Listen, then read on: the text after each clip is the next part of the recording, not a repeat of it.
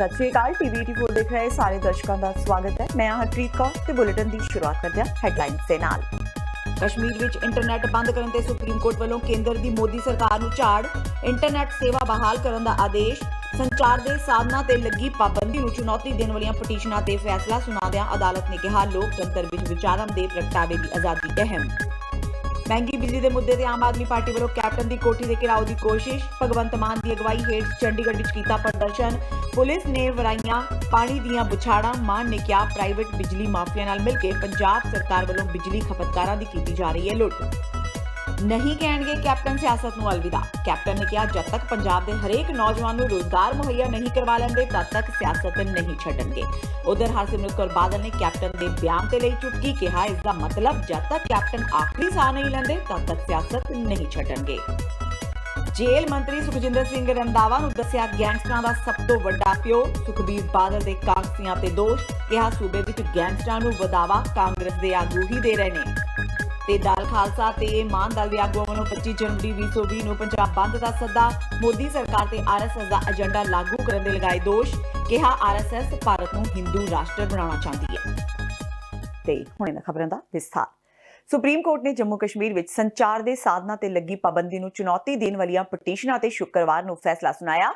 Court ने कहा कि लोकतंत्र विच विचारां दे प्रगटावे की आज़ादी अहम है। इंटरनेट की आज़ादी संविधान के आर्टिकल 19 का हिस्सा है। इस आज़ादी ते सिर्फ उदों ही रोक लगाई जा सकती है जदों कोई भी विकल्प ना होवे। अदालत ने हुक्म दिता कि सरकार वो सारे आदेश दिखावे जिस तो धारा 144 लगाई गई है। जम्मू कश्मीर प्रशासन हफ्ते के अंदर अंदर पाबंदी लगाने के सारे आदेशों की समीक्षा भी करे। Justice N V Ramana, Justice Subhash Reddy ते जस्टिस बी आर गवई के बेंच ने इस केस का फैसला सुनाया। उन्होंने कहा कि कश्मीर की हिंसा का इतिहास लंबा है। इत्थे असीं मनुखी अधिकारां ते सुरक्षा के मद्देनजर आज़ादी के विचकार संतुलन बनाए रखने लई अपनी पूरी कोशिश करांगे। देश के सारे नागरिकों को बराबर अधिकार ते सुरक्षा का फैसला करना अदालत की जिम्मेवारी है, पर अजिहा लगता है कि आज़ादी ते सुरक्षा के मुद्दे ते हमेशा टकराव होंदा रहेगा। सुप्रीम कोर्ट ने यह भी कहा कि आर्टिकल 19 तहत इंटरनेट के अधिकार ते भी प्रगटावे की आज़ादी आती है। फिर धारा 19 तहत इंटरनेट ते पाबंदी के मामले में बराबरी होनी चाहिए है। इंटरनेट नूं बिना कारण बंद नहीं किया जाना चाहिए।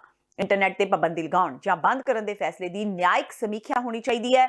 जम्मू कश्मीर तो विशेष रुतबा हटाए जाने तो बाद सूबे विच इंटरनेट सेवावां दे नाल नाल टैलीफोन सेवावां ते होर मीडिया ते पाबंदी लगाई गई सी।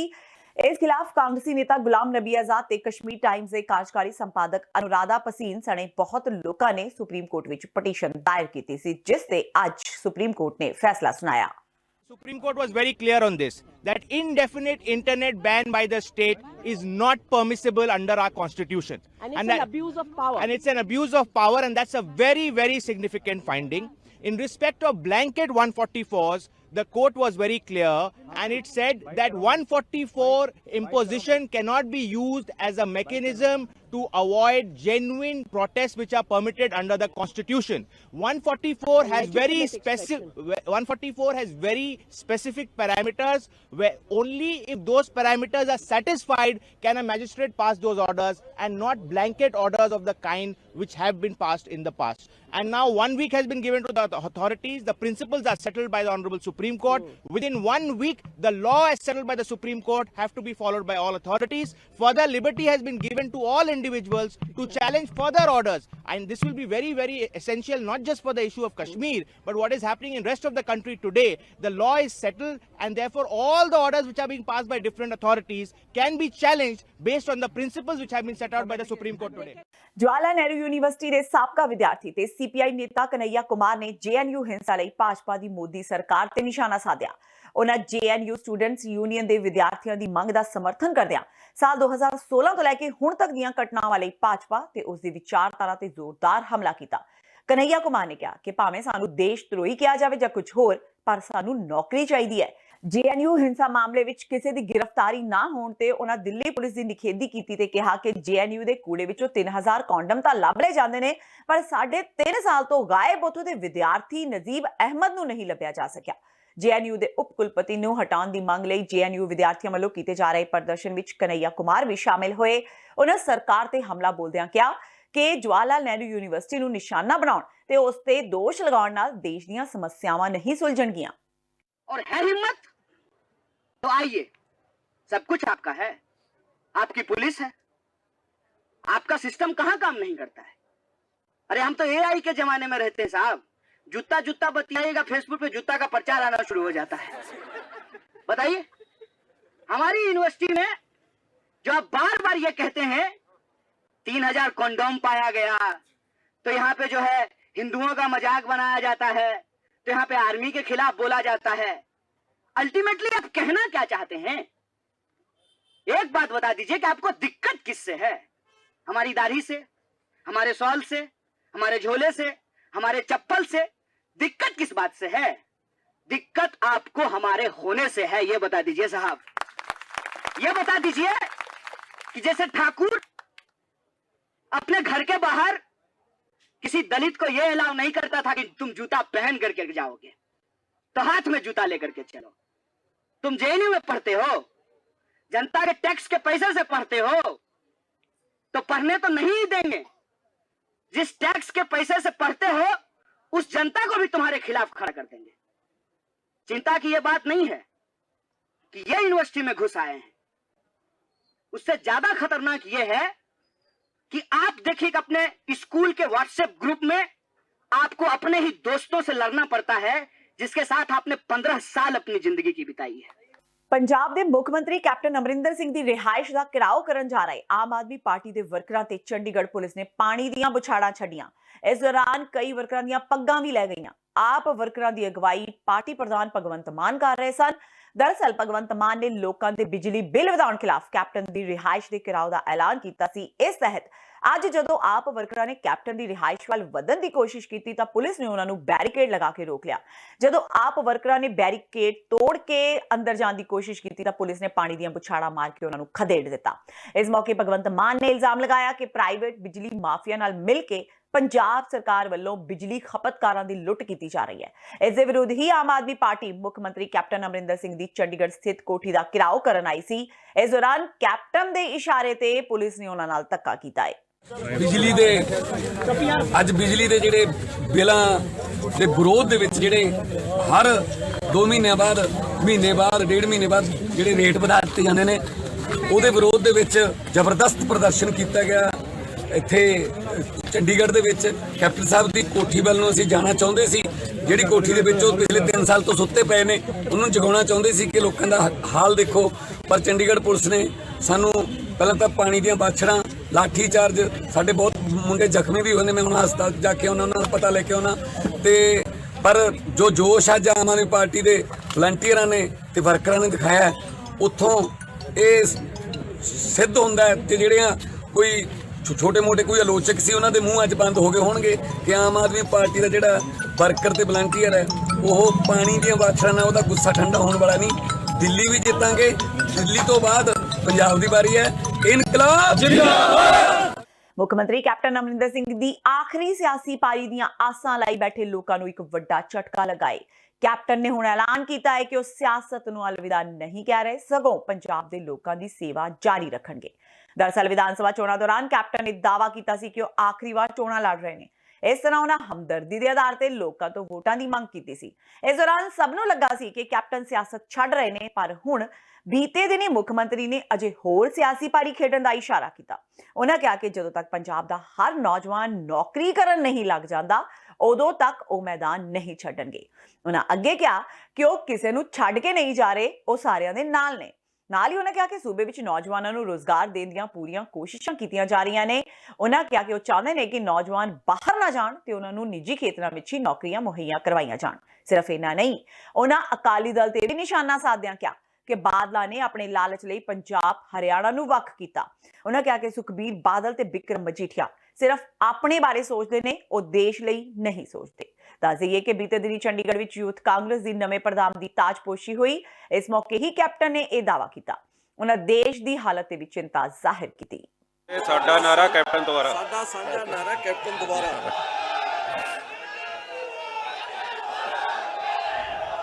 ਮੈਂ ਤੁਹਾਨੂੰ ਇੱਕ ਗੱਲ ਦੱਸਾਂ, ਤੁਹਾਨੂੰ ਕਿ ਇਹ ਸੂਬਾ ਮੇਰਾ ਸੂਬਾ ਹੈ, ਇਸ ਦਾ ਤੁਹਾਡਾ ਸੂਬਾ ਹੈ। ਇੱਥੇ ਹੀ ਜੰਮੇ, ਇੱਥੇ ਹੀ ਰਹਿਣਾ। ਔਰ ਜਦੋਂ ਤਾਈ ਮੈਨੂੰ ਤਸੱਲੀ ਨਹੀਂ ਕਿ ਮੇਰੇ ਕੱਲੇ ਬੱਚੇ ਨੂੰ ਇੱਥੇ ਨੌਕਰੀ ਨਹੀਂ, ਮੈਂ ਨਹੀਂ ਕਦੋਂ ਨੂੰ ਛੱਡ ਕੇ ਜਾਂਦਾ ਕਿਤੇ। 5 ਵਾਰ ਤਾਂ ਫਿਰ ਮੈਂ 110 ਸਾਲ ਦਾ ਹੋ ਜਾਊਗਾ। ਕੈਪਟਨ ਵੱਲੋਂ ਸਿਆਸਤ ਨਾ ਛੱਡਣ ਦੇ ਐਲਾਨ ਤੋਂ ਬਾਅਦ ਕੇਂਦਰੀ ਮੰਤਰੀ ਹਰਸਿਮਰਤ ਕੌਰ ਬਾਦਲ ਨੇ ਇੱਕ ਵਿਵਾਦਿਤ ਬਿਆਨ ਦਿੱਤਾ ਹੈ। ਉਹਨਾਂ ਕਿਹਾ ਕਿ ਕੈਪਟਨ ਨੇ 3 ਸਾਲ ਵਿੱਚ ਇੱਕ ਵੀ ਨੌਜਵਾਨ ਨੂੰ ਨੌਕਰੀ ਨਹੀਂ ਦਿੱਤੀ। ਹਰਸਿਮਰਤ ਕੌਰ ਬਾਦਲ ਨੇ ਕਿਹਾ ਕਿ ਉਹਨਾਂ ਨੂੰ ਇੰਜ ਲੱਗਦਾ ਹੈ ਕਿ ਕੈਪਟਨ ਨੇ ਤਾਂ ਮਰਨ ਤੱਕ ਕਿਸੇ ਨੂੰ ਕੁਝ ਨਹੀਂ ਦੇਣਾ। ਬਠਿੰਡਾ ਦੇ ਪੁੱਚੋ ਹਲਕੇ ਦੇ ਪਿੰਡਾਂ ਵਿੱਚ ਆਪਣੇ ਧੰਨਵਾਦੀ ਦੌਰੇ ਤੇ ਪੁੱਜੀ ਹਰਸਿਮਰਤ ਕੌਰ ਬਾਦਲ ਨੇ ਪੱਤਰਕਾਰਾਂ ਨਾਲ ਗੱਲਬਾਤ ਕਰਦਿਆਂ ਕਿਹਾ ਕਿ ਵਿਧਾਨ ਸਭਾ ਚੋਣਾਂ ਦੌਰਾਨ ਕੈਪਟਨ ਨੇ ਕਿਹਾ ਸੀ ਕਿ ਉਹ ਆਖਰੀ ਵਾਰ ਚੋਣਾਂ ਲੜ ਰਹੇ ਨੇ ਤੇ ਉਹਨਾਂ ਨੂੰ ਇੱਕ ਵਾਰ ਸੇਵਾ ਕਰਨ ਦਾ ਮੌਕਾ ਜ਼ਰੂਰ ਦਿੱਤਾ ਜਾਵੇ। ਉਹਨਾਂ ਕਿਹਾ ਕਿ ਹੁਣ ਕੈਪਟਨ ਕਹਿ ਰਹੇ ਨੇ ਕਿ ਉਹ ਜਿੰਨਾ ਚਿਰ ਨੌਜਵਾਨਾਂ ਨੂੰ ਤਰੱਕੀ ਨਹੀਂ ਦਿੰਦੇ ਉਹਨਾਂ ਚਿਰ ਸਿਆਸਤ ਨਹੀਂ ਛੱਡਣਗੇ। ਕੈਪਟਨ ਨੇ ਦੁਬਾਰਾ ਤੋਂ 2022 ਵਿੱਚ ਚੋਣਾਂ ਲੜਨ ਦੇ ਸੰਕੇਤ ਦੇ ਦਿੱਤੇ ਨੇ। ਅਮਰਿੰਦਰ ਸਿੰਘ ਹੁਣ ਇਹ ਕਹਿ ਰਹੇ ਨੇ ਵੀ ਉਹ ਸਿਆਸਤ ਉਦੋਂ ਤੱਕ ਨਹੀਂ ਛੱਡਣਗੇ ਜਦੋਂ ਨੌਜਵਾਨਾਂ ਨੂੰ ਨੌਕਰੀਆਂ ਨਹੀਂ ਮਿਲ ਜਾਣਗੀਆਂ। ਕੈਪਟਨ ਤੋਬਾ ਰੱਬ ਬਚਾ ਕੇ ਰੱਖੇ, ਇਹੋ ਜਿਹੀ ਨੌਬਤ ਨਾ ਆਏ। ਜਿਵੇਂ 3 ਸਾਲ 'ਚ ਇੱਕ ਨੂੰ ਨਹੀਂ ਦਿੱਤੀ, ਮੈਨੂੰ ਲੱਗਦਾ ਮਰਨ ਤਾਂ ਇਹਨੇ ਕਿਸੇ ਨੂੰ ਨਹੀਂ ਦੇਣਾ। ਬਲਕਿ ਮੈਂ ਆ ਵੀ ਦੱਸਣਾ ਚਾਹਾਂਗੀ ਦਰਸ਼ਕਾਂ ਨੂੰ ਕਿ ਮੈਨੂੰ 4-5 ਦਿਨ ਪਹਿਲੇ ਇੱਕ ਕਾਂਗਰਸ ਦਾ ਮੰਤਰੀ ਮਿਲਿਆ ਤੇ ਮੈਂ ਉਹਨਾਂ ਨੂੰ ਦੱਸਿਆ, ਮੈਂ ਕਿਹਾ ਇਹ ਜਿਹੜੇ ਆਇਲਸ ਕਰ ਕਰਕੇ ਸਾਰੇ ਵਿਦੇਸ਼ਾਂ 'ਚ ਭੱਜੀ ਜਾ ਰਹੇ ਨੌਜਵਾਨ, ਤੁਸੀਂ ਕਿਸੇ ਨੂੰ ਤਾਂ ਨੌਕਰੀ ਦਿਓ, ਆ ਤਾਂ ਰੁਕੇ ਨਹੀਂ ਤਾਂ ਪੰਜਾਬ 'ਚ ਨੌਜਵਾਨ ਪੀੜ੍ਹੀ ਕਿੱਥੇ ਰਹਿ ਜਾਣੇ। ਕਹਿੰਦੇ ਸਾਡੇ ਕੈਪਟਨ ਸਾਹਿਬ ਨੇ ਕਿਹਾ ਕਿ ਚੰਗਾ ਹੈ ਸਾਰੇ ਬਾਹਰ ਜਾਣਗੇ, ਸਾਡੇ ਤੋਂ ਨੌਕਰੀਆਂ ਨਹੀਂ ਮੰਗਣਗੇ। ਸੋ ਕੈਪਟਨ ਸਾਹਿਬ ਜਿਨ੍ਹਾਂ ਨੇ ਝੂਠੀ ਸਹੁੰਆਂ ਖਾਧੀਆਂ ਸੀਗੀਆਂ, ਜਿਹੜੇ ਕਹਿੰਦੇ ਸੀਗੇ ਕਿ ਨਸ਼ਾ ਤਾਂ ਖਤਮ ਕਰਾਂਗਾ ਲੇਕਿਨ ਇਹ ਮੇਰੀ ਆਖਰੀ ਇਲੈਕਸ਼ਨ ਹੈ, ਮੈਨੂੰ ਮੌਕਾ ਦਿਓ ਸੇਵਾ ਕਰਨ ਦਾ, ਹੁਣ ਉਹ ਸਾਰੇ ਝੂਠ ਹੁਣ ਕਹਿੰਦੇ ਮੈਂ ਛੱਡਣੀ ਨਹੀਂ ਹੈਗੀ ਜਦੋਂ ਤਾਈਂ ਨੌਕਰੀ ਨਹੀਂ ਦਿੰਦਾ। ਤੇ ਹੁਣ ਵੇਲਾ ਹੋ ਗਿਆ ਬ੍ਰੇਕ ਦਾ। ਬਾਕੀ ਦੀਆਂ ਖਬਰਾਂ ਇਸ ਬ੍ਰੇਕ ਤੋਂ ਬਾਅਦ।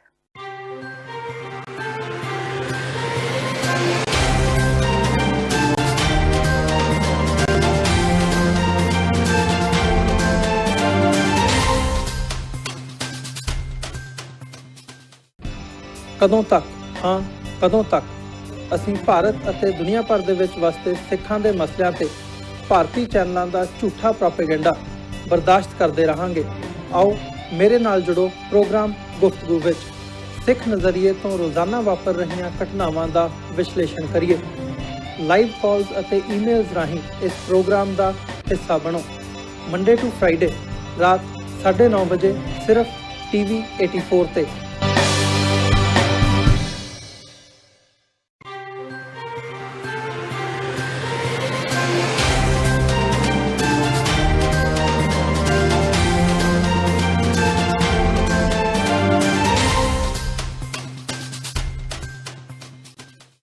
ਬ੍ਰੇਕ ਤੋਂ ਬਾਅਦ TV 84 ਦੇ ਖਬਰਾਂ ਦੇ ਬੁਲੇਟਿਨ ਵਿੱਚ ਸਵਾਗਤ ਹੈ। ਵਧਿਆ ਅਗਲੀ ਖਬਰ ਵੱਲ। ਸਾਬਕਾ ਅਕਾਲੀ ਸਰਪੰਚ ਗੁਰਦੀਪ ਸਿੰਘ ਦੀ ਅੰਤਿਮ ਅਰਦਾਸ ਵਿੱਚ ਸੁਖਬੀਰ ਸਿੰਘ ਬਾਦਲ ਸਮੇਤ ਕਈ ਆਗੂਆਂ ਨੇ ਸ਼ਿਰਕਤ ਕੀਤੀ। ਇਸ ਦੌਰਾਨ ਉਹਨਾਂ ਕਿਹਾ ਕਿ ਉਹ ਹਮੇਸ਼ਾ ਬਾਬਾ ਗੁਰਦੀਪ ਸਿੰਘ ਦੇ ਪਰਿਵਾਰ ਨਾਲ ਖੜੇ ਨੇ ਤੇ ਉਹਨਾਂ ਦੀ ਹਰ ਸੰਭਵ ਮਦਦ ਕੀਤੀ ਜਾਵੇਗੀ। ਉਹਨਾਂ ਕਿਹਾ ਕਿ ਜੋ ਵੀ ਦੋਸ਼ੀ ਨੇ ਉਹਨਾਂ ਨੂੰ ਸਖਤ ਤੋਂ ਸਖਤ ਸਜ਼ਾ ਦਿਵਾਈ ਜਾਏਗੀ। ਇਸ ਉਪਰੰਤ ਉਹਨਾਂ ਕਾਂਗਰਸ ਸਰਕਾਰ ਤੇ ਵਰਦਿਆਂ ਕਿਹਾ ਕਿ ਕਾਂਗਰਸ ਸਰਕਾਰ ਸ਼੍ਰੋਮਣੀ ਅਕਾਲੀ ਦਲ ਦੇ ਵਰਕਰਾਂ ਦਾ ਰਾਜਨੀਤਿਕ ਕਤਲ ਕਰ ਰਹੀ ਹੈ। ਉਹਨਾਂ ਕਿਹਾ ਕਿ ਅੱਜ ਪੰਜਾਬ ਵਿੱਚ ਗੈਂਗਸਟਰਾਂ ਦਾ ਰਾਜ ਚੱਲ ਰਿਹਾ ਹੈ ਤੇ ਇਹਨਾਂ ਨੂੰ ਪਨਾਹ ਕਾਂਗਰਸੀ ਨੇਤਾ ਦੇ ਰਹੇ ਨੇ। ਇਸ ਮੌਕੇ ਉਹਨਾਂ ਨੇ 10 ਦਿਨ ਦਾ ਅਲਟੀਮੇਟਮ ਦਿੰਦਿਆਂ ਕਿਹਾ ਕਿ ਜੇਕਰ ਇਹਨਾਂ ਦਿਨਾਂ ਵਿੱਚ ਕਤਲ ਦੇ ਦੋਸ਼ੀ ਨਾ ਫੜੇ ਗਏ ਤਾਂ ਉਹਨਾਂ ਵੱਲੋਂ SSP ਦੇ ਦਫ਼ਤਰ ਦਾ ਘਿਰਾਓ ਕੀਤਾ ਜਾਵੇਗਾ। ਅੱਜ ਪੰਜਾਬ ਵਿੱਚ ਗੈਂਗਸਟਰ ਦਾ ਰਾਜ ਚੱਲਣ ਲੱਗ ਗਿਆ। ਜਿਹੜੀ ਸਰਕਾਰ ਹੈ ਉਹਨਾਂ ਦੇ ਮੰਤਰੀ ਹੈ ਉਹ ਪੂਰੀ ਪ੍ਰੋਟੈਕਸ਼ਨ ਦੇ ਰਹੇ ਗੈਂਗਸਟਰ ਨੂੰ। ਅੱਜ ਜਿਹੜਾ ਇੱਥੇ ਮਜੀਠੀ ਹਲਕੇ 'ਚ ਕਤਲ ਹੋਇਆ, ਗੈਂਗਸਟਰ ਨੇ ਕਲੇਮ ਵੀ ਕੀਤਾ ਉਹ ਗੈਂਗਸਟਰ ਜਿਨ੍ਹਾਂ ਦੀ ਫੋਟੋ ਸੁੱਖੀ ਰੰਧਾਵਾ ਨਾਲ, ਜਿਨ੍ਹਾਂ ਦੀ ਰਿਲੇਸ਼ਨਸ਼ਿਪ ਉਹਨਾਂ ਨਾਲ, ਜਿਨ੍ਹਾਂ ਨੇ ਸੁੱਖੀ ਰੰਧਾਵਾ ਨੇ ਉਹਨਾਂ ਨੂੰ ਪੂਰਾ ਘਰ ਆਪਣੇ ਜੇਲ੍ਹ ਵਿੱਚ VIP ਟ੍ਰੀਟਮੈਂਟ ਦਿੱਤੀ ਹੈ। ਜੇ ਸਰਕਾਰੀ ਗੈਂਗਸਟਰਾਂ ਦਾ ਲੀਡਰ ਬਣ ਜਾਏ ਤਾਂ ਫਿਰ ਹਾਲਾਤ ਕੀ ਬਣੂਗੀ ਤੁਹਾਨੂੰ ਸਾਰਿਆਂ ਨੂੰ ਪਤਾ ਹੈ। ਕਿਉਂ ਪੁਲਿਸ ਜਾਂ ਸਰਕਾਰ ਜਿਹੜੀ ਇਸ ਵੱਲ ਧਿਆਨ ਕਿਉਂ ਨਹੀਂ ਦੇ ਰਹੀ? ਕਿਉਂਕਿ ਇੰਟਰਸਟ ਹੀ ਨਹੀਂ ਹੈ। ਪ੍ਰੋਟੈਕਸ਼ਨ ਮਿਲੀ ਹੈ, ਗਵਰਨਮੈਂਟ ਦੀ ਪ੍ਰੋਟੈਕਸ਼ਨ ਹੈ। ਅੱਜ ਡਰੱਗਸ ਕਿਉਂ, ਅੱਜ ਨਸ਼ਾ ਕਿਉਂ ਵੱਡਾ ਪੱਧਰ ਤੇ ਪੰਜਾਬ 'ਚ ਫੈਲ ਗਿਆ? ਕਿਉਂਕਿ ਜਿੰਨੇ ਗੈਂਗਸਟਰ ਹੈ ਉਹਨਾਂ ਨੂੰ ਪਤਾ ਹੈ ਕਿ ਅਸਲੀ ਪੈਸਾ ਤਾਂ ਡਰੱਗਸ 'ਚੋਂ ਹੈ, ਤੇ ਸਾਰੇ ਇਹਨਾਂ ਦੇ ਮੰਤਰੀਆਂ ਤੇ ਆ ਜਿਹੜੇ ਉਹਨਾਂ ਨੂੰ ਪ੍ਰੋਟੈਕਸ਼ਨ ਦਿੱਤੀ ਹੈ। ਹਲਕਾ ਇੰਚਾਰਜਾਂ ਨੂੰ ਮਹੀਨੇ ਦਾ ਮਹੀਨਾ ਦਿੰਦੇ ਆ ਗੈਂਗਸਟਰ ਕਿ ਸਾਨੂੰ ਪੂਰੀ ਪੁਲਿਸ ਪ੍ਰੋਟੈਕਸ਼ਨ ਮਿਲੇ, ਤੇ ਉਹ ਗੈਂਗਸਟਰ ਹੁਣ ਨਸ਼ਾ ਵੇਚਦੇ ਆ, ਮਰਡਰਸ ਕਰਦੇ ਆ, ਜੋ ਕੰਮ ਕਰਾਉਂਦੇ ਇਹਨਾਂ ਨੂੰ ਕਰਾਉਂਦੇ ਆ। ਤਾਂ ਹੀ ਉਹ ਗੈਂਗਸਟਰ ਦੀ ਹਿੰਮਤ ਹੈ ਧਮਕੀ ਦੇਣ ਦੀ। ਪੀੜਤ ਪਰਿਵਾਰ ਨੂੰ ਸਾਥ ਦਿਵਾਉਣ ਲਈ ਅਸੀਂ 10 ਦਿਨ ਦਿੱਤੇ ਆ, ਵਿਦਨ 10 ਡੇ ਜੇ ਉਹ ਨਹੀਂ ਫੜੇ ਜਾਂਦੇ ਤਾਂ ਅਸੀਂ ਐਸਐਸਪੀ ਦਾ ਘਰਾਓ ਕਰਾਂਗੇ। ਸਰ ਕੀ ਕਰਾਓ? ਸਾਬਕਾ ਉਪ ਮੁੱਖ ਮੰਤਰੀ ਦੇ ਸ਼੍ਰੋਮਣੀ ਅਕਾਲੀ ਦਲ ਦੇ ਪ੍ਰਧਾਨ ਸੁਖਬੀਰ ਸਿੰਘ ਬਾਦਲ ਨੇ ਜੇਲ੍ਹ ਮੰਤਰੀ ਸੁਖਜਿੰਦਰ ਸਿੰਘ ਰੰਧਾਵਾ ਨੂੰ ਗੈਂਗਸਟਰਾਂ ਦਾ ਸਭ ਤੋਂ ਵੱਡਾ ਪਿਓ ਗਰਦਾਨਿਆ ਹੈ। ਉਹਨਾਂ ਗੈਂਗਸਟਰਵਾਦ ਦੇ ਵਾਧੇ ਲਈ ਕਾਂਗਰਸ ਨੂੰ ਜ਼ਿੰਮੇਵਾਰ ਠਹਿਰਾਇਆ। ਗੁਰਦਾਸਪੁਰ ਜ਼ਿਲ੍ਹੇ 'ਚ ਮੈਂ ਹੁਣੀ ਮਜੀਠੇ ਹੋ ਕੇ ਆਇਆ, ਜਿੱਥੇ ਸਾਡੇ ਬੜੇ ਮਿਹਨਤੀ ਗੁਰਸਿੱਖ ਸਾਡੇ ਜਥੇਦਾਰ ਜੀ ਨੂੰ ਉਹਨਾਂ ਮਰਡਰ, ਪੋਲੀਟੀਕਲ ਮਰਡਰ ਕੀਤਾ। ਅੱਜ ਇੱਥੇ ਮੈਂ ਆਇਆ ਜਿੱਥੇ ਪਹਿਲੇ ਤੁਹਾਨੂੰ ਪਤਾ 2 ਮਹੀਨੇ ਪਹਿਲੇ ਜਥੇਦਾਰ ਦਲਬੀਰ ਸਿੰਘ ਜੀ ਦਾ ਮਰਡਰ ਕੀਤਾ। ਪਰ ਗੱਲ ਹੈ ਕਿ ਇੱਕ ਵੀ ਦੋਸ਼ੀ ਫੜਿਆ ਨਹੀਂ ਗਿਆ, ਕਿਉਂਕਿ ਸਾਰਾ ਦੋਸ਼ੀਆਂ ਨੂੰ ਕਤਲ ਕਰਾਉਣ ਪਿੱਛੇ ਪੋਲੀਟੀਕਲ ਮਰਡਰ ਹੈ। ਸੁਖੀ ਰੰਧਾਵਾ ਹੈ ਜਿਹੜਾ ਮਿਨਿਸਟਰ ਹੈ, ਉਹਦਾ ਹੱਥ ਹੈ, ਉਹ ਪੂਰੀ ਸਹਿ ਦੇ ਰਿਹਾ। ਸਾਰੇ ਗੈਂਗਸਟਰ ਉਹਨਾਂ ਨੇ ਆਪ ਪਾਲੇ ਹੈ, ਗੈਂਗਸਟਰਾਂ ਦਾ ਵੱਡਾ ਬੌਸ ਬਣਿਆ ਫਿਰਦਾ ਮਿਨਿਸਟਰ। तो इस करके जायजी हालात बनाती पंजाब च शरेआम अज राज पंजाब पुलिस का नहीं गैंगस्टरां दा राज है, जिन्हों जी करते उन्होंने मर्डर कर देंगे। तो हुण जिथे जिहड़ा भी कोई पोलीटिकल अपोनेंट कांग्रेस के MLA के खिलाफ हल्के वाइज जो पोलीटिकल अपोनेंट है या अकाली वर्कर है उन्होंने डराते हैं, जे नहीं डरते फिर उन्होंने गैंगस्टर राही मरवा देंगे। आज जिन्ने भी ड्रग्स वध रहा है, चिट्टा वध रहा, सारा वध रहा, नशे क्यों वध रहे? क्योंकि गैंगस्टर महीना उन्होंने सैटिंग हो गई MLA नाल, महीना का महीना इतों पैसे लेंदे आ दिंदे आ अपने MLA नूं, कांग्रेस दे नूं, मंत्रियों नूं, तो फिर इन्हूं खुली छुट्टी दी पुलिस नूं हदायत दी जाती है कि उन्होंने कुछ नहीं कहना गैंगस्टर नूं। इन्नी दलेरी नाल ओपनली गैंगस्टर लगे है, मतलब सरकार है ही नहीं इत्थे। तो मैं अफसर मैं SSP साहब ने भी गल की, मैं क्या थोड़ा तुसीं जनता के पैसे से तुहानूं तनख्वाह मिलती है, ऐ नहीं कि जनता नूं मरवाउण वास्ते। SSP का कंट्रोल ही है नहीं। दल खालसा ते मान दल दे आगूआं वल्लों 25 जनवरी 2020 ਨੂੰ पंजाब बंद ਦਾ ਸੱਦਾ ਦਿੱਤਾ ਗਿਆ ਹੈ। दल खालसा ਦੇ ਪ੍ਰਧਾਨ ਹਰਪਾਲ ਸਿੰਘ ਚੀਮਾ ਤੇ ਸਿਮਰਨਜੀਤ ਸਿੰਘ ਮਾਨ ਨੇ ਜਲੰਧਰ ਵਿੱਚ ਇੱਕ ਪ੍ਰੈਸ ਕਾਨਫਰੰਸ ਕਰਦਿਆਂ ਇਹ ਐਲਾਨ ਸਾਂਝੇ ਤੌਰ ਤੇ ਕੀਤਾ। ਪੱਤਰਕਾਰਾਂ ਨੂੰ ਜਾਣਕਾਰੀ ਦਿੰਦਿਆਂ ਉਹਨਾਂ ਕਿਹਾ ਕਿ RSS ਦਾ ਏਜੰਡਾ ਦੇਸ਼ ਨੂੰ ਹਿੰਦੂ ਰਾਸ਼ਟਰ ਬਣਾਉਣ ਦਾ ਹੈ, ਪਰ ਪੰਜਾਬ ਇਸ ਦਾ ਹਿੱਸਾ ਕਦੇ ਵੀ ਨਹੀਂ ਬਣ ਸਕਦਾ। ਦੱਸ ਦੇਈਏ ਕਿ ਇਸ ਕਾਨਫਰੰਸ ਵਿੱਚ ਦਲ ਖਾਲਸਾ ਦੇ ਪ੍ਰਧਾਨ ਹਰਪਾਲ ਸਿੰਘ ਚੀਮਾ, ਕੰਵਰਪਾਲ ਸਿੰਘ, ਹਰਚਰਨ ਸਿੰਘ ਧਾਮੀ, ਮਾਨ ਦਲ ਦੇ ਪ੍ਰਧਾਨ ਸਿਮਰਨਜੀਤ ਸਿੰਘ ਮਾਨ, ਗੁਰਸੇਵਕ ਸਿੰਘ, ਸੁਖਜੀਤ ਸਿੰਘ ਡਰੋਲੀ ਤੋਂ ਇਲਾਵਾ ਹੋਰ ਵੀ ਕਈ ਲੋਕ ਮੌਜੂਦ ਸਨ। ਇਸ ਦੌਰਾਨ ਅਕਾਲੀ ਦਲ ਅੰਮ੍ਰਿਤਸਰ ਦੇ ਪ੍ਰਧਾਨ ਸਿਮਰਨਜੀਤ ਸਿੰਘ ਮਾਨ ਨੇ ਕੇਂਦਰ ਸਰਕਾਰ ਦੀਆਂ ਨੀਤੀਆਂ ਤੇ ਤਿੱਖਾ ਵਿਰੋਧ ਜਤਾਇਆ। ਦਲ ਖਾਲਸਾ ਤੇ ਸ਼੍ਰੋਮਣੀ ਅਕਾਲੀ ਦਲ ਅੰਮ੍ਰਿਤਸਰ ਨੇ ਫੈਸਲਾ ਕੀਤਾ ਕਿ 25 ਤਰੀਕ ਨੂੰ ਅਸੀਂ ਹਿੰਦੂ ਰਾਸ਼ਟਰ ਜਿਹੜਾ BJP RSS ਮੋਦੀ ਤੇ ਸ਼ਾਹ ਸਾਹਿਬ ਬਣਾਉਣ ਨੂੰ ਜਾ ਰਹੇ ਹੈ, ਉਹ ਅਸੀਂ ਨਹੀਂ ਬਣਨ ਦੇਣਾ। ਤੇ 25 ਤਰੀਕ ਨੂੰ ਪੂਰਾ ਬੰਦ ਹੋਊਗਾ ਤੇ 26 ਤਰੀਕ ਬਲੈਕ ਡੇ ਹੋਊਗਾ, ਪਰ ਕਿਉਂ ਕਰਕੇ 26 ਤਰੀਕ ਨੂੰ ਛੁੱਟੀ ਹੈ, ਇਸ ਕਰਕੇ ਪੂਰਾ ਬੰਦ ਨਹੀਂ ਹੋਣਾ।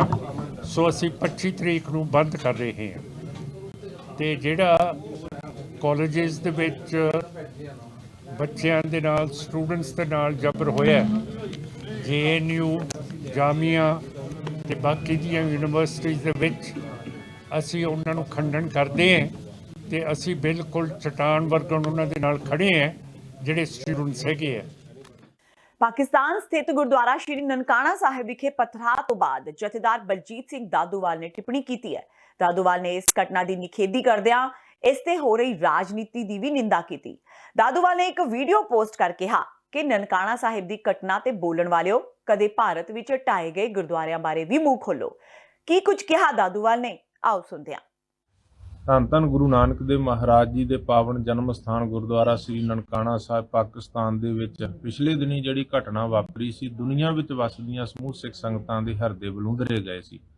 ਇਨਸਾਫ ਪਸੰਦ ਦੂਜੀਆਂ ਕੌਮਾਂ ਧਰਮਾਂ ਦੇ ਲੋਕਾਂ ਨੇ ਵੀ ਇਸ ਦਾ ਬਹੁਤ ਭਾਰੀ ਵਿਰੋਧ ਕੀਤਾ ਸੀ ਜੋ ਨਨਕਾਣਾ ਸਾਹਿਬ ਵਿੱਚ ਘਟਨਾ ਵਾਪਰੀ। ਪਾਕਿਸਤਾਨ ਦੇ ਬਹੁਤ ਸਾਰੇ ਮੁਸਲਮਾਨ ਭਰਾਵਾਂ ਨੇ ਇਸ ਘਟਨਾ ਦਾ ਬਹੁਤ ਦੁੱਖ ਮਹਿਸੂਸ ਕੀਤਾ। ਉਹਨਾਂ ਨੇ ਆਪਣੇ ਜਿਹੜੇ ਕਮੈਂਟ ਸੀਗੇ ਔਰ ਆਪਣੀਆਂ ਬਕਾਇਦਾ ਵੀਡੀਓ ਸੋਸ਼ਲ ਮੀਡੀਆ ਤੇ ਵਾਇਰਲ ਕਰਕੇ ਦੁੱਖ ਪ੍ਰਗਟ ਕੀਤਾ। ਪਰ ਮੈਂ ਹੁਣ ਇੱਥੇ ਜੋ ਬੇਨਤੀ ਕਰਨੀ ਚਾਹੁੰਦਾ ਕਿ ਦੇਖੋ ਪਾਕਿਸਤਾਨ ਦੇ ਪ੍ਰਧਾਨ ਮੰਤਰੀ ਇਮਰਾਨ ਖਾਨ ਨੇ ਦੂਸਰੇ ਦਿਨ ਹੀ ਉਸ ਬੰਦੇ ਨੂੰ, ਭਾਵੇਂ ਕਿ ਉਹਨਾਂ ਦੀ ਕੌਮ ਦੇ ਵਿੱਚੋਂ ਹੀ ਸੀ ਉਹ, ਪਰ ਉਹਨਾਂ ਦੇਖਿਆ ਕਿ ਸਾਡੀ ਕੌਮ ਦਾ ਨਾਮ ਬਦਨਾਮ ਕਰ ਰਿਹਾ, ਉਹਨਾਂ ਨੇ ਸਖਤ ਧਾਰਾਵਾਂ ਲਾ ਕੇ ਉਸ ਨੂੰ ਅੰਦਰ ਜਿਹੜਾ ਸੀਗਾ ਕਰ ਦਿੱਤਾ। ਔਰ ਨਨਕਾਣਾ ਸਾਹਿਬ ਦੀ ਮਾਨ ਸਨਮਾਨ ਔਰ ਉੱਥੋਂ ਦੀ ਜਿਹੜੀ ਗੁਰਮਰਿਆਦਾ ਸੀ ਉਹਨੂੰ ਬਹਾਲ ਰੱਖਣ ਦਾ ਬਕਾਇਦਾ ਸਟੇਟਮੈਂਟ ਜਿਹੜੀ ਸੀ ਜਾਰੀ ਕੀਤੀ। ਪਰ ਮੈਂ ਇੱਕ ਗੱਲ ਕਹਿਣੀ ਚਾਹੁੰਦਾ ਕਿ ਦੇਖੋ, ਜਿਸ ਬੰਦੇ ਨੇ ਇਹ ਹੁੜਦੰਗ ਮਚਾਇਆ ਸੀ ਉਹਨੂੰ ਸਖਤ ਧਾਰਾਵਾਂ ਲਾ ਕੇ ਪਾਕਿਸਤਾਨ ਨੇ ਉਦੋਂ ਹੀ ਅੰਦਰ ਕਰ ਦਿੱਤਾ। ਪਰ ਇੱਥੇ ਭਾਰਤ ਵਿੱਚ ਬਹੁਤ ਸਾਰੇ ਗੁਰਦੁਆਰੇ ਜਿਹੜੇ 1984 ਤੋਂ ਬਾਅਦ ਸਾਡੇ ਤੋਂ ਖੋਹ ਲਏ ਗਏ, ਮਲੀਆ ਮੇਟ ਕਰ ਦਿੱਤੇ ਗਏ, ਚਾਹੇ ਉਹ ਗੁਰਦੁਆਰਾ ਗਿਆਨ ਗੋਦੜੀ ਸਾਹਿਬ ਹਰਕੀ ਪੌੜੀ ਹਰਿਦੁਆਰ, ਗੁਰਦੁਆਰਾ ਡਾਂਗਮਰ ਸਾਹਿਬ, ਚਾਹੇ ਉਹ ਗੁਰਦੁਆਰਾ ਮੰਗੂ ਮੱਠ ਦੀ ਗੱਲ ਆ ਜਿਹੜੀ ਹੁਣ ਚੱਲ ਰਹੀ ਆ ਤੁਹਾਡੇ ਸਾਹਮਣੇ ਆ, ਹੋਰ ਬਹੁਤ ਸਾਰੇ ਸਥਾਨਾਂ ਦੇ ਉੱਪਰ ਇਸ ਤਰ੍ਹਾਂ ਦੀਆਂ ਘਟਨਾਵਾਂ ਵਾਪਰੀਆਂ ਜਿਹੜੀਆਂ ਬੜੀਆਂ ਦੁਖਦਾਈ, ਜਿਨ੍ਹਾਂ ਨੂੰ ਬਣਾਉਣ ਲਈ, ਮੁੜ ਉਸਾਰੀ ਲਈ ਮੂਲ ਸਥਾਨਾਂ ਤੇ ਅਸੀਂ ਲੰਬਾ ਸੰਘਰਸ਼ ਜਿਹੜਾ ਕੌਮ ਨੇ ਕੀਤਾ ਤੇ ਕਰ ਰਹੀ ਹੈ। ਪਰ ਮੈਂ ਕਹਿਣਾ ਚਾਹੁੰਦਾ ਕਿ ਜਿਹੜੇ ਪਾਕਿਸਤਾਨ ਦੀ ਘਟਨਾ ਦੇ ਉੱਤੇ, ਨਨਕਾਣਾ ਸਾਹਿਬ ਦੇ ਉੱਤੇ ਬੋਲੇ ਆ, ਉਹ ਭਾਰਤ ਦੇ ਵਿੱਚ ਜਿਹੜੇ ਸਥਾਨਾਂ ਨੂੰ ਮਲੀਆ ਮੇਟ ਕੀਤਾ ਗਿਆ ਉਹਨਾਂ ਤੇ ਕਿਉਂ ਨਹੀਂ ਕਦੇ ਬੋਲੇ? ਸ਼੍ਰੀ ਅਕਾਲ ਤਖਤ ਸਾਹਿਬ ਤੇ ਹਮਲਾ ਹੋਇਆ ਉੱਤੇ ਕਿਉਂ ਨਹੀਂ ਬੋਲੇ? ਹਜ਼ਾਰਾਂ ਲੱਖਾਂ ਸਿੱਖ ਨੌਜਵਾਨਾਂ ਦੇ ਝੂਠੇ ਮੁਕਾਬਲੇ ਬਣਾ ਦਿੱਤੇ ਗਏ, ਕਦੇ ਨਹੀਂ ਬੋਲੇ। ਪਰ ਮੈਂ ਕਹਿਣਾ ਚਾਹੁੰਦਾ ਕਿ ਹੁਣ ਬੋਲਣ ਦੀ ਲੋੜ ਹੈ। ਸਮੂਹ ਗੁਰੂ ਨਾਨਕ ਨਾਮ ਲੇਵਾ ਸਿੱਖ ਸੰਗਤਾਂ ਨੂੰ ਬਿਜਲੀ ਦੀਆਂ ਵਧੀਆਂ ਕੀਮਤਾਂ ਨੂੰ ਲੈ ਕੇ ਭਾਜਪਾ ਵੱਲੋਂ ਲੁਧਿਆਣਾ ਵਿੱਚ ਸੂਬਾ ਸਰਕਾਰ ਖਿਲਾਫ ਨਾਅਰੇਬਾਜ਼ੀ ਕੀਤੀ ਗਈ।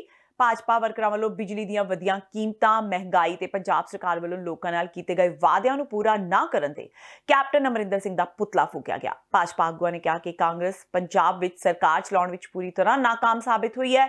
ਇਸ ਦੌਰਾਨ ਅਕਾਲੀ ਦਲ ਦੇ ਆਗੂ ਗੁਰਿੰਦਰ ਸਿੰਘ ਪੱਪੂ ਨੇ ਦੱਸਿਆ ਕਿ 3 ਸਾਲ ਪਹਿਲਾਂ ਕਾਂਗਰਸ ਨੇ ਪੰਜਾਬ ਦੇ ਵਾਸੀਆਂ ਨਾਲ ਝੂਠੇ ਵਾਅਦੇ ਕਰਕੇ ਸਰਕਾਰ ਤਾਂ ਬਣਾ ਲਈ, ਪਰ ਅੱਜ ਤੱਕ ਲੋਕਾਂ ਨਾਲ ਕੀਤਾ ਕੋਈ ਵੀ ਵਾਅਦਾ ਪੂਰਾ ਨਹੀਂ ਕੀਤਾ ਗਿਆ।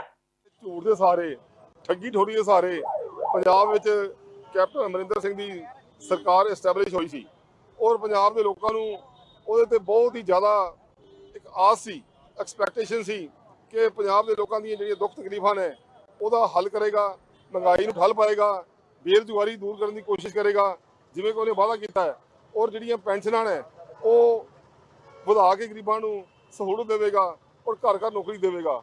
ਲੇਕਿਨ ਹੋਇਆ ਉਸ ਦੇ ਬਿਲਕੁਲ ਉਲਟ, ਇੱਕ ਵੀ ਵਾਅਦਾ ਉਹਨੇ ਅੱਜ ਤੱਕ ਪੂਰਾ ਨਹੀਂ ਕੀਤਾ ਔਰ ਉਸ ਦੇ ਉਲਟ ਅੱਜ ਉਹ ਦਿਨ ਬ ਦਿਨ ਪੰਜਾਬ ਦੇ ਵਿੱਚ ਮਹਿੰਗਾਈ ਦੀ ਜਿਹੜੀ ਹੈ ਦਰ ਵਧਾਈ ਜਾ ਰਿਹਾ ਹੈ। ਜਿਹੜੀ ਬਿਜਲੀ ਹੈ ਉਹ ਪਹਿਲੇ ਹੀ ਪੰਜਾਬ ਵਿੱਚ ਬਾਹਰ ਦੀਆਂ ਸਟੇਟਾਂ ਨਾਲੋਂ, ਚਾਹੇ ਉਹ ਹਰਿਆਣਾ ਹੈ, ਚਾਹੇ ਉਹ ਹਿਮਾਚਲ ਹੈ, ਚਾਹੇ ਉਹ ਦਿੱਲੀ ਹੈ, ਉਹਦੇ ਨਾਲੋਂ ਕਈ ਗੁਣਾ ਵੱਧ ਹੈ। ਉਹਦੇ ਬਾਵਜੂਦ ਵੀ ਉਹ ਡੇ ਬਾਈ ਡੇ ਉਸ 'ਤੇ ਹੋਰ ਵਧਾਈ ਜਾ ਰਿਹਾ ਹੈ, ਜਿਹੜਾ ਕਿ ਪੰਜਾਬ ਦੇ ਲੋਕਾਂ ਦੇ ਬੇਲੋੜਾ ਬੋਝ ਹੈ। ਪੰਜਾਬ ਦੇ ਲੋਕ ਬਹੁਤ ਹੀ ਜ਼ਿਆਦਾ ਅੱਜ ਦੁਖੀ ਹਨ ਔਰ ਉਹ ਸਮਾਂ ਦੇਖ ਰਹੇ ਹਨ ਕਦੋਂ 2022 ਦਾ ਸਮਾਂ ਆਵੇ, ਇਹਨੂੰ ਜਲਦਾ ਕੀਤਾ ਜਾਵੇ।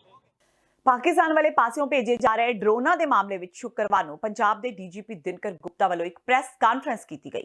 ਇਸ ਦੌਰਾਨ ਉਹਨਾਂ ਦੱਸਿਆ ਕਿ ਹੁਣ ਤੱਕ 2 ਡਰੋਨ ਰਿਕਵਰ ਕੀਤੇ ਜਾ ਚੁੱਕੇ ਨੇ ਤੇ ਇਸ ਦੇ ਨਾਲ ਹੀ 3 ਵਿਅਕਤੀਆਂ ਨੂੰ ਗ੍ਰਿਫਤਾਰ ਕੀਤਾ ਗਿਆ ਹੈ। ਡੀਜੀਪੀ ਨੇ ਕਿਹਾ ਕਿ ਚਾਈਨੀਜ਼ ਮੇਡ ਡਰੋਨ ਵੀਆਈਪੀ ਸੁਰੱਖਿਆ ਲਈ ਵੱਡਾ ਖਤਰਾ ਨੇ। ਡੀਜੀਪੀ ਦਿਨਕਰ ਗੁਪਤਾ ਨੇ ਕਿਹਾ ਕਿ ਪਾਕਿਸਤਾਨ ਵੱਲੋਂ ਡਰੋਨ ਰਾਹੀਂ ਭਾਰਤ ਵਿੱਚ ਨਸ਼ਾ ਤੇ ਹਥਿਆਰ ਭੇਜੇ ਜਾ ਰਹੇ ਨੇ। ਉਹਨਾਂ ਕਿਹਾ ਕਿ ਜਦੋਂ ਤੋਂ ਕਸ਼ਮੀਰ ਵਿੱਚੋਂ ਧਾਰਾ 370 ਹਟਾਈ ਗਈ ਹੈ, ਉਸੇ ਸਮੇਂ ਤੋਂ ਭਾਰਤ ਪਾਕਿਸਤਾਨ ਸਰਹੱਦ ਤੇ ਡਰੋਨਾਂ ਦੀ ਹਲਚਲ ਜ਼ਿਆਦਾ ਦੇਖਣ ਨੂੰ ਮਿਲ ਰਹੀ ਹੈ। ਉਹਨਾਂ ਦੱਸਿਆ ਕਿ ਜਿਨ੍ਹਾਂ 3 ਲੋਕਾਂ ਨੂੰ ਕਾਬੂ ਕੀਤਾ ਗਿਆ ਹੈ ਉਹ ਭਾਰਤ ਵਿੱਚ ਰਹਿ ਕੇ ਇਹਨਾਂ ਡਰੋਨਾਂ ਨੂੰ ਲਾਂਚ ਕਰ ਰਹੇ ਸਨ। ਪਿਛਲੇ ਦਿਨਾਂ ਵਿੱਚ ਤੁਸੀਂ ਐਕਟੀਵਿਟੀ ਦੇਖਿਆ ਹੈ ਕਿ ਕੁਝ ਡਰੋਨ ਐਕਟੀਵਿਟੀ ਸਾਡੇ ਇਲਾਕੇ 'ਚ ਵਧੀ ਹੋਈ ਸੀ ਇੰਡੋ ਪਾਕ ਬਾਰਡਰ ਤੇ, ਸਪੈਸ਼ਲੀ ਆਫਟਰ 5 ਅਗਸਤ ਜਦੋਂ 370 ਦੀ ਐਬਰੋਗੇਸ਼ਨ ਹੁੰਦੀ ਹੈ 5 ਅਗਸਤ 2019 ਨੂੰ। ਉਹਦੇ ਬਾਅਦ ਸਾਡੇ ਪਹਿਲੀ ਵਾਰ ਡਰੋਨ ਐਕਟੀਵਿਟੀ ਨੋਟਿਸ 'ਚ ਆਈ ਸੀ ਅਗਸਤ ਦੇ ਵਿੱਚ।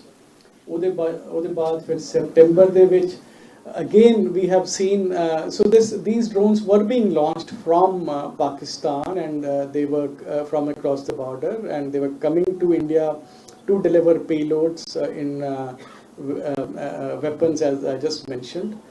But now we have come across a module which 3 people we have arrested already and where they were launching drones from India into across the border and they were to bring back drug payloads and so we suspect that both drugs and weapons have come to our side from across the border.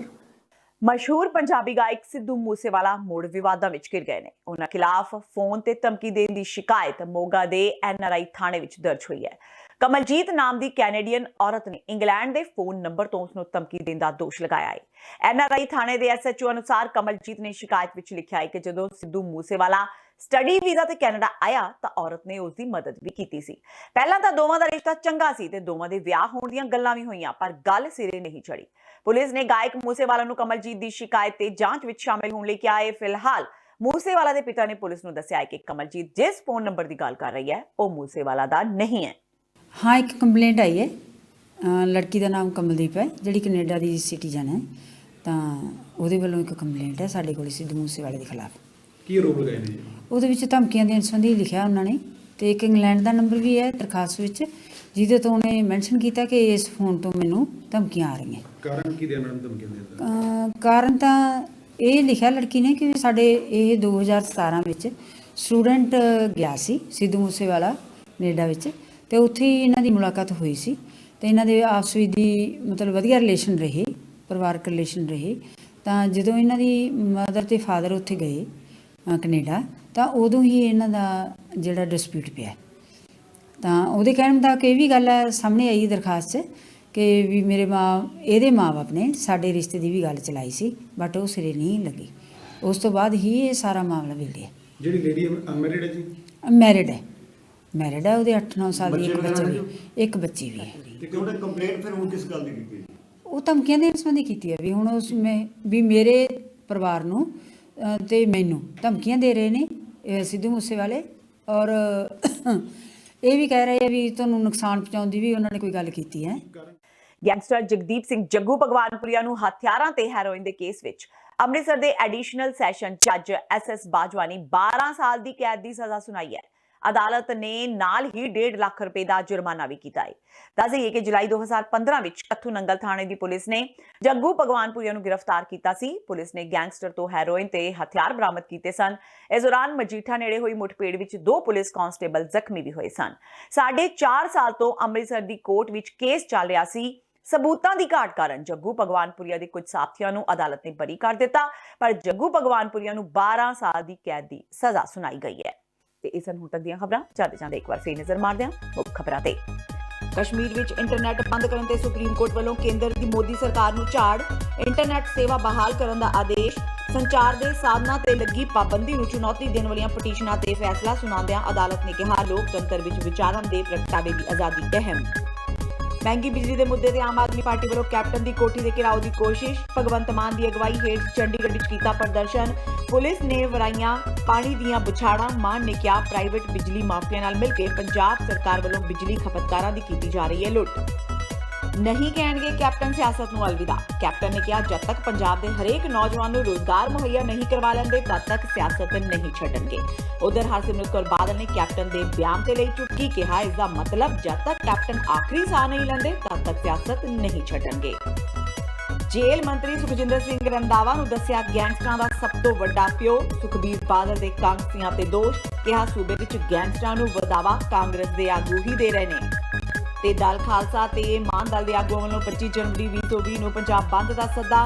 Modi ਸਰਕਾਰ ਤੇ RSS ਦਾ agenda ਲਾਗੂ ਕਰਨ ਦੇ ਲਗਾਏ ਦੋਸ਼। ਕਿਹਾ RSS Bharat ਨੂੰ ਹਿੰਦੂ ਰਾਸ਼ਟਰ ਬਣਾਉਣਾ ਚਾਹੁੰਦੀ ਹੈ।